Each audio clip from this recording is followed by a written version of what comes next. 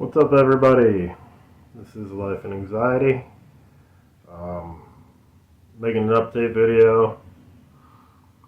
So it's been about 3 days since I missed the job that was kind of like my lifeline, and I pulled out because I had a lot of driving anxiety going on.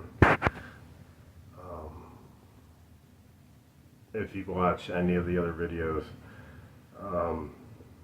But in the past couple of days, I sent emails trying to explain myself and what had gone on, and tagged the appropriate people, and no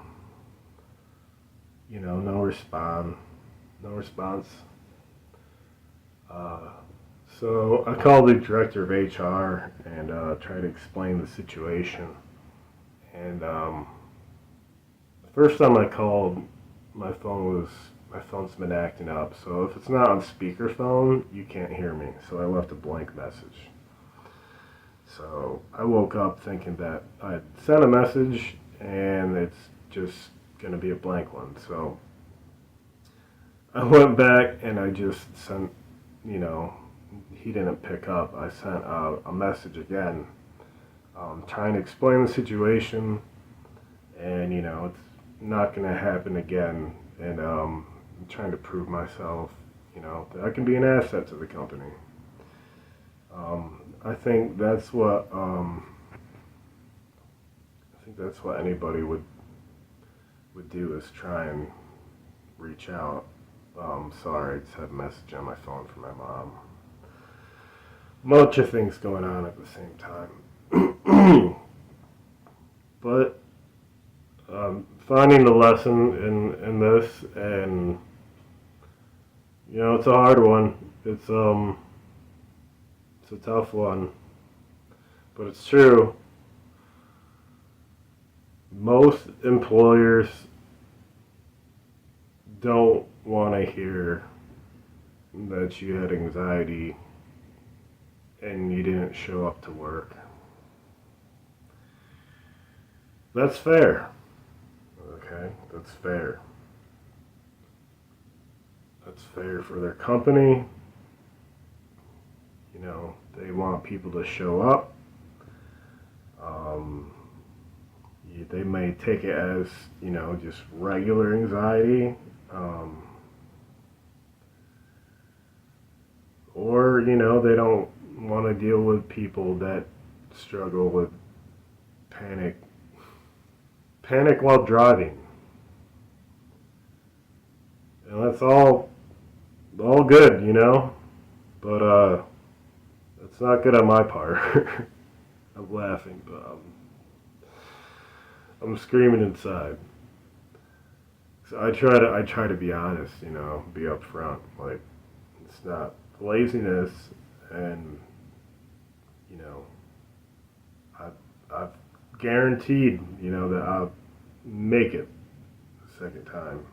But no one wants to hear that. No one wants to hear someone make excuses. So this is the hard truth. For the vast majority of jobs is, don't tell them. Don't tell them, and if you suffer from what I suffer from, just try and make it the first day. No one wants to hear it. They don't care at the end of the day. They just see it as an excuse. And that's a hard thing to swallow, especially if you've been living it for a long time. That's the message I want to get across. It's a hard message, but it's a message I've come to after reflecting. They don't want to hear excuses. They want to expect what they would expect from anyone.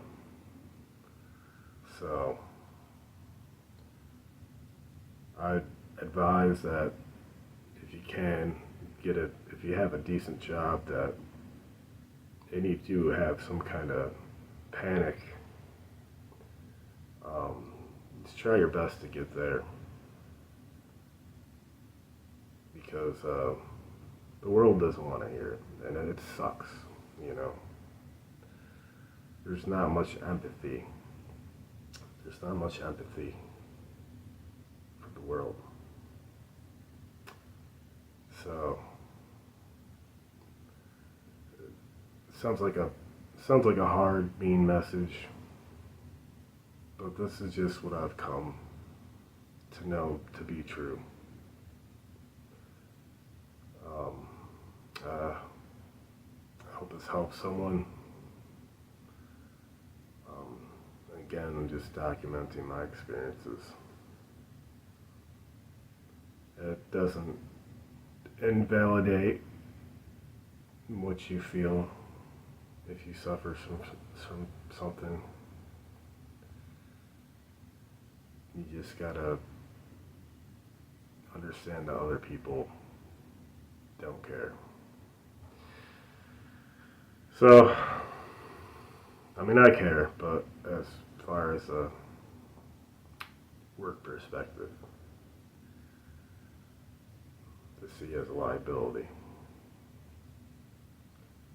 And I hate making this video. I hate making this video sounding and giving this message, but I'm just trying to be real. So don't make the mistake I did. If you live alone and you're dealing with, panic disorder, agoraphobia, employers don't want to hear it. So lie when you have to.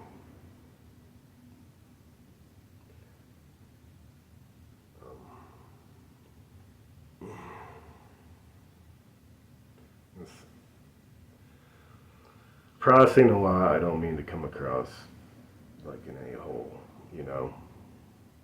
It's